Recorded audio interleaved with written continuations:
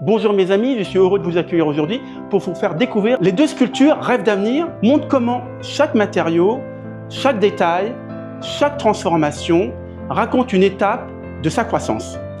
La première version, sculptée en bois, avec ce dragon en marbre posé sur ses genoux, appartenait encore au monde des racines, la douceur du bois, le symbole protecteur du dragon, la mémoire des traditions chinoises qui m'accompagnent depuis 10 années de création en Chine. Et déjà un signe apparaissait, ce bonnet laboubou que porte l'enfant.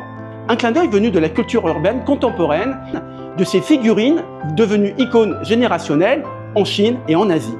Laboubou, avec son air esplègue et fragile, incarne l'enfance, l'étrangeté, la douceur de cette faculté de rêver autrement. L'intégrer dans la sculpture, c'est faire entrer la sensibilité d'une génération qui mêle héritage pop culturel et poésie moderne. Aujourd'hui, la nouvelle incarnation de Rêve d'avenir prolonge ce récit. Le bois s'efface pour laisser place à l'acier inoxydable, transformé par la technique d'électrodéposition qui fait naître sur la surface des éclats violets, bleus, or. La sculpture semble désormais porter une présence plus sidérale, presque cosmique, comme si l'enfant s'était assis entre deux mondes, celui de la Terre, originelle, et celui des étoiles qui annoncent l'avenir. La matière de cette nouvelle version raconte l'élan, la projection, l'inconnu lumineux. Et le bonnet laboubou assure le passage entre les deux, qui relie l'enfant du bois à l'enfant de lumière.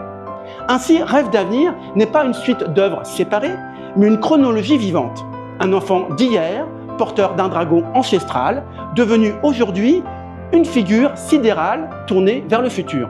Un rêve qui, à chaque nouvelle matière, révèle une autre facette de lui-même, avançant pas à pas sans jamais perdre son cœur.